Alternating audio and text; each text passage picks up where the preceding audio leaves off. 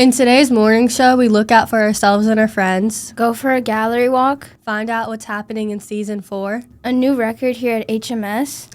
all of this and more. I'm Sophie, And I'm Alicia. This is the Herricks Morning Show. and it starts now.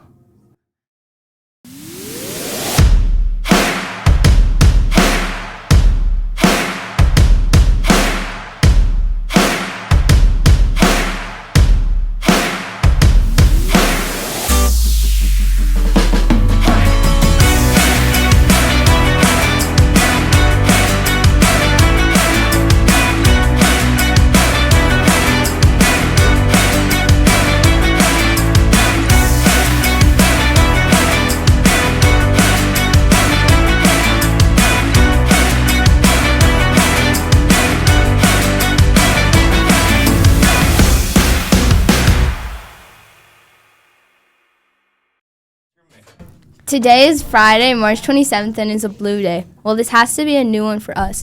Did you know that yesterday was Make Your Own Holiday Day? I mean, the possibilities were endless. A day for talkies, a day for 8th graders, a day for the morning show. What could we have come up with? So March 26th next year, Herricks, start thinking now. This upcoming Sunday is National Neighbor Day. This day is more than saying hi to your neighbor. Being a good neighbor isn't just about the little things, it's about building community. In our first story, we look at special assembly called Speak Sobriety by Stephen Hill. Like a good neighbor or friend, Stephen says it starts with learning to have a good support system. Stephen Hill came to our school to talk to us about substance abuse. He had dealt with drug abuse for a very long time. His story was very inspiring and encouraging to many students who have had a substance addiction in their family or themselves, and the fact that it's okay to ask for help. Let's take a look now. So my name is Stephen Hill. I'm the founder of Speak Sobriety. I've been sober myself for 13 years, and this is my 10th school year doing this officially. I go to middle schools, high schools, colleges, different conferences, community events, sharing my story about my personal struggle with mental health, substance use, and ultimately the journey to recovery. My focus as a speaker is on prevention and early intervention. What I mean by that is I'm trying to prevent these harms from happening in the first place. And sometimes when I walk into a school, I'm a realist. I know that there might be some people who are already using substances, and my hope is they'll rethink some of those choices and make some healthier choices for themselves before something really bad happens. I've actually been coming to Herricks Middle School every year since 2018, with the exception of COVID. So I'm grateful to be back here today to speak with another round of 8th graders. The choice you make in that moment can be formative, life-changing, or even defining. In a good way, in a bad way, in an awful way, or an amazing way, not just for you, but for the lives of those around you. And we're talking about negative influence, temptation, drugs and alcohol. Those are what I call pushback moments where you can't give in to the pressure. You have to refuse confidently. Stay true to your goals, true to your values. So I know you're into hockey. Can you tell us more about that? For sure. So growing up, I was an ice hockey and lacrosse player. So I'm originally from Suffern, New York, went to Suffern High School. They actually just won the state championship for the 3rd year in a row 2 days ago. And in terms of the NHL, I am an Islanders fan. My dad grew up on Long Island in Baldwin, so that's why I'm an Islanders fan. It was a big part of my identity growing up.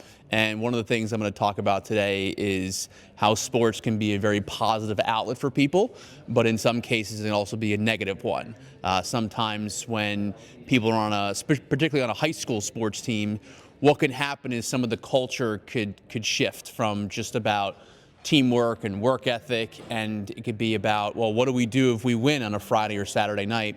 And some people go out and party and use substances. And for some of those people, it turns into some pretty major problems. It could be somewhat normalized to people. So that's where I use some of my experience with athletics, where it's a very good thing, but you also be careful about some of the messages you get from some of the older students. Thank you for your time. Back to the studio.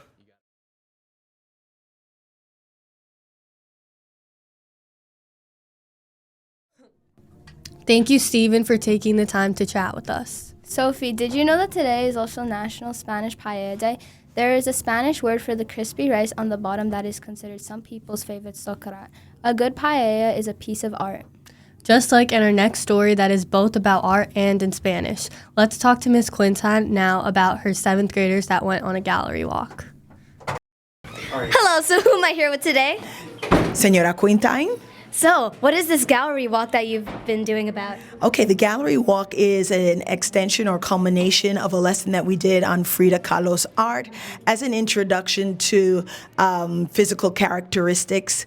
And I had students basically reproduce their own self-portraits because Frida Kahlo was famous for her self-portraits. They enjoyed drawing themselves, but more than that, they were also able to look at art as not just something physical, but something that's very introspective, where they had to really look at themselves, think about their personalities, because they not only had to draw what they looked like, if they didn't want to draw what they looked like, they could draw their personalities as well.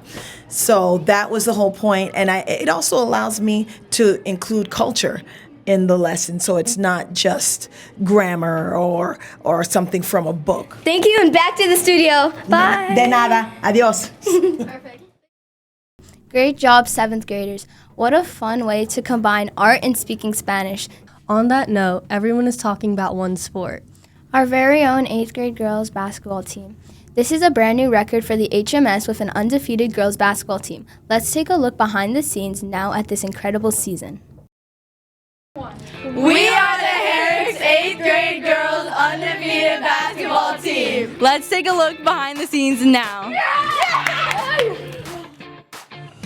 I'm here with Doc Sinacori, aka the coach of the girls basketball team. Doc, how do you think the girls did this season? Well, we went undefeated.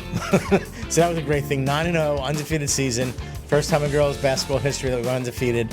As you know, the boys went undefeated twice in the past 5 years, but first time for the girls. And we had an amazing season with 16 amazing girls. One of them, Leora, who's interviewing right now. But it was just a magical, great season. And we had so much support from the student body, the teachers, the administrators, the custodians helping us out. Mr. Stern, okay, our athletic director at this middle school. Everybody pitched in, and we had a great season. Do you think every girl tried their best and really contributed their all to the team? Oh, 100%. All right. Yeah, I mean, you know, we had, you know, people, everybody scored during the season. We had some injuries during the season. Some girls were sick during the season. Some girls couldn't make certain games during the season. But you know what? It was a collective effort, and we had the greatest season of girls basketball history at middle school. Thank you, Doc. Let's go interview some of the girls from the basketball team now. What was your guys' favorite part of the season? Before the games, when we would all get hype and get ready for the games. After our games, on the bus, we would all celebrate. And whenever someone got a 3-point shot, we would celebrate really loud on the bench. I think our team worked really well together and we won a lot of games. Yeah, we did really good together as a team. Yeah, we played really good defense and offense. My favorite part was like during practice when we would scrimmage, and it was really fun. I really enjoyed the games because like we always would win, and that was fun. I really enjoyed like getting to know people on our team and like making better relationships. I think we all like connected really well over the season, and everyone contributed in each game. I think we all definitely grew as players and teammates, and we definitely, by the end of the season, we were able to build a better connection with one another, and I feel like that definitely helped us go undefeated. We worked together as a team really well, and it was fun overall. We worked really well together, and like everyone did a really good job. Just playing with the team and probably scoring points.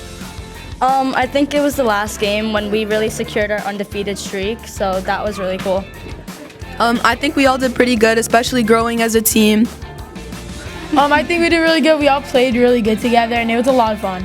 What was your guys' favorite part of the season? Probably the Mineola game, where it was a really close game. One of our best competitors.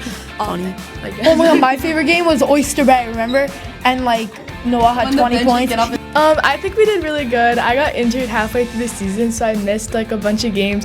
But I watched you guys, and we did really good this year. I think we did really good. We started off really strong and also ended strong. We have good friendships, and yeah, we played really good together. Yeah, I think we did really good. We ended up going undefeated, and we worked really good together. What was your guys' favorite part of the season? Definitely the new friendships and memories we made. Yeah, probably friendships and then winning the last game. Back to the studio. Congratulations to the 8th grade girls basketball team and their coach, Dr. Sinacori. What an incredible season and record. Big thanks to Stephen Hill, the World Language Department, the Content Creation Podcasting class, girls basketball, and the students who volunteered responses for our video. We may not be able to include every recording, but we watched everyone and loved your contributions. We are just about out of time on this episode of the Herricks Morning Show. If you have an idea for a news story, please use our easy Google form to let us know what we can spotlight next. So teachers and students, you'll find the story, we'll do the rest. That's going to do it for me, Sophie, and the rest of the Blue Broadcast team. Take a look at our upcoming birthdays and this week's podcast releases, and we'll see you guys next time. Bye.